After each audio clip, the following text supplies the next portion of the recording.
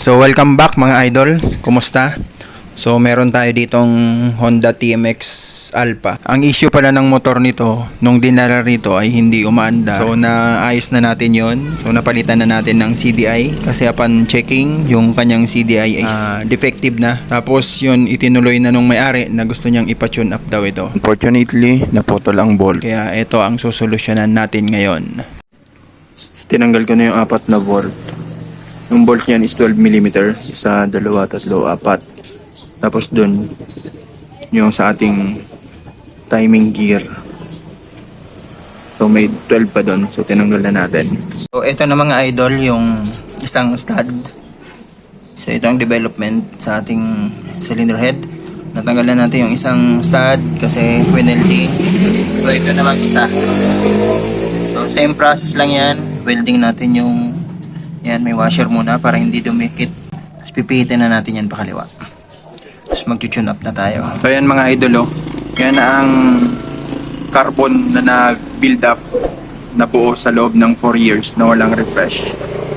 So kaya this time i-refresh na natin siya. Kinaskas ko na din siya. Tapos check natin yung cylinder wall niya. Yung tinatawag na liner. Kung may gasgas na. Piston ring, yun. Tapos yun, refresh. Yan, 4 years. Ngayon lang mare-refresh. Kung di pa naputol yung stud, hindi pa natin to mabubuksan. So, yan din yung kanyang head. So, ito din yung carbon. Yan. So, hasain natin tong valve. Yan, linisan lang natin. Tapos yan. So, ngayon mga boss, mga idol, so mag-tune up tayo nito. Nalinis ko na yung cylinder head. So sa pag-tune up ng TMX Alpha, gagawin nyo lang, ibubuksan nyo to. So ito, yan, niready ko na. So meron akong white tool o ano man na 14mm na socket. Ikutin nyo tong T-mark. Yan. Yung guhit na yan. Sana makita nyo. Yan. Yan. So yung T-mark, yung last na guhit yan. Say fire, may letter F, sunod nun yung T. Yan. Kaya sinabing top dead center. So yan. Yung piston niya, yan, nakatap. Nasa ibabaw. So pwede na kayo ngayon mag-adjust ng tappet screw para ma-tune up nyo siya. So ang pag-ikot nito is counter. So, ito na mga idol. Lagay ko na rin yung rocker arm. Naluwagan ko na rin yung tappet screw. Ayan, maluwag na yan. Ngayon, i-tune up na natin siya according dun sa prescription, yung nasa manual. So, gamitin natin.